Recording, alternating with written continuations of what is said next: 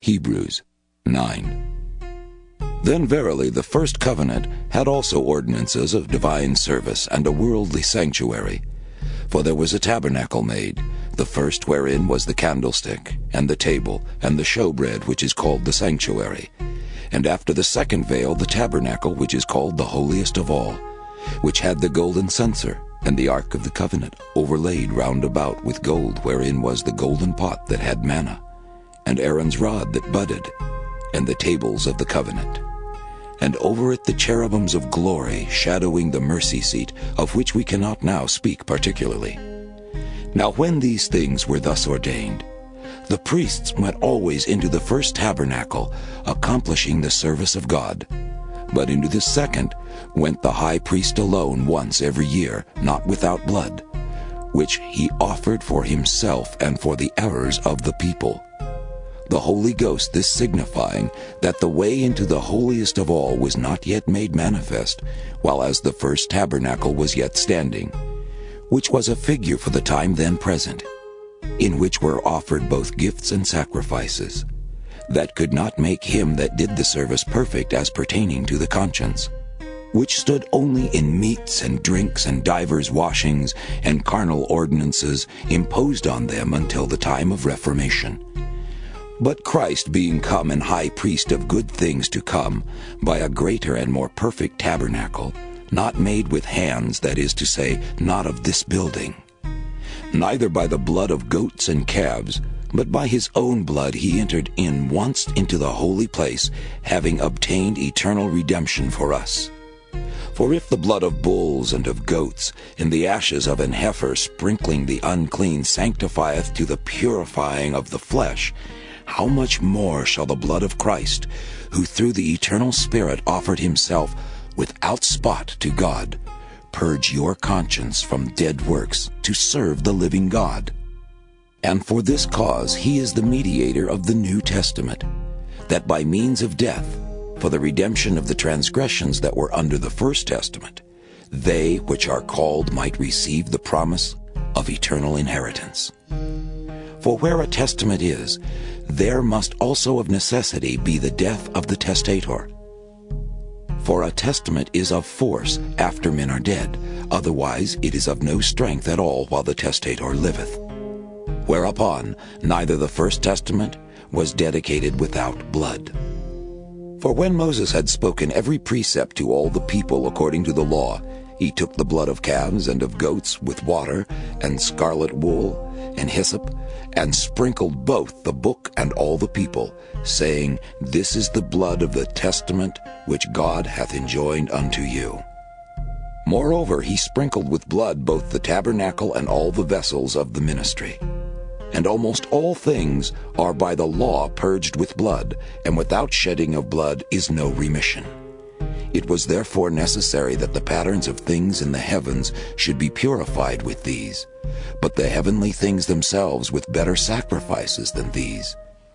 For Christ is not entered into the holy places made with hands, which are the figures of the true, but into heaven itself, now to appear in the presence of God for us.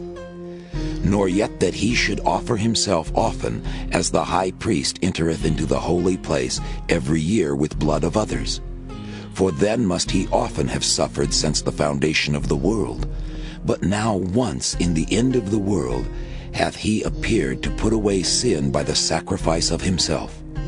And as it is appointed unto men once to die, but after this the judgment, so Christ was once offered to bear the sins of many, and unto them that look for him shall he appear the second time without sin unto salvation. Hebrews 10. For the law, having a shadow of good things to come, and not the very image of the things, can never with those sacrifices which they offered year by year continually make the comers thereunto perfect. For then would they not have ceased to be offered? Because that the worshippers once purged should have no more conscience of sins.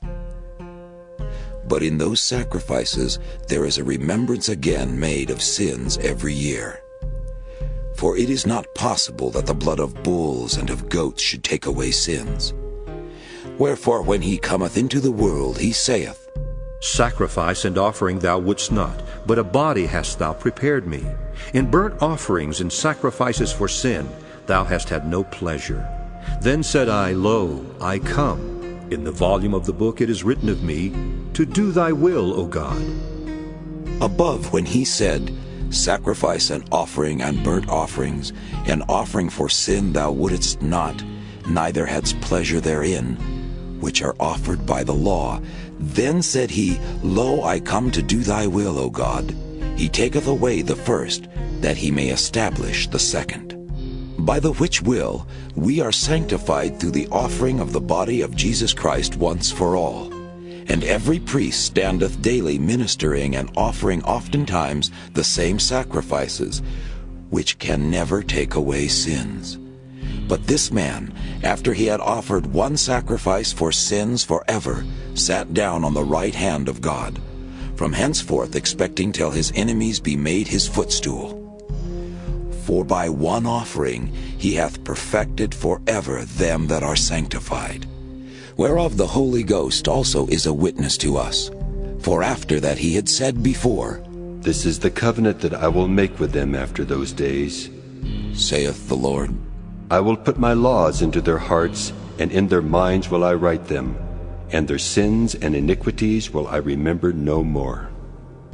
Now where remission of these is, there is no more offering for sin. Having therefore, brethren, boldness to enter into the holiest by the blood of Jesus, by a new and living way, which he hath consecrated for us through the veil, that is to say, his flesh, and having an high priest over the house of God. Let us draw near with a true heart in full assurance of faith, having our hearts sprinkled from an evil conscience, and our bodies washed with pure water. Let us hold fast the profession of our faith, without wavering, for he is faithful that promised. And let us consider one another to provoke unto love and to good works, not forsaking the assembling of ourselves together, as the manner of some is, but exhorting one another, and so much the more, as ye see the day approaching. For if we sin wilfully, after that we have received the knowledge of the truth, there remaineth no more sacrifice for sins, but a certain fearful looking for of judgment and fiery indignation, which shall devour the adversaries. He that despised Moses' law died without mercy under 2 or 3 witnesses. Of how much sorer punishment, suppose ye, shall he be thought worthy, who hath trodden under foot the Son of God, and hath counted the blood of the covenant, wherewith he was sanctified, an unholy thing, and hath done despite unto the Spirit of grace? For we know him that hath said, Vengeance belongeth unto me, I will recompense, saith the Lord. And again, The Lord shall judge his people. It is a fearful thing to fall into the hands of the living God.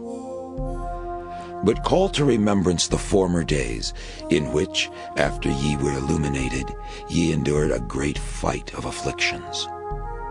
Partly whilst ye were made a gazing-stock, both by reproaches and afflictions, and partly whilst ye became companions of them that were so used.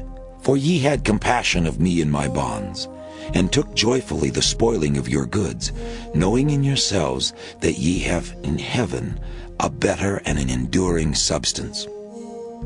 Cast not away, therefore, your confidence, which hath great recompense of reward. For ye have need of patience, that after ye have done the will of God, ye might receive the promise. For yet a little while, and He that shall come, and will not tarry. Now the just shall live by faith. But if any man draw back, my soul shall have no pleasure in him. But we are not of them who draw back unto perdition, but of them that believe to the saving of the soul.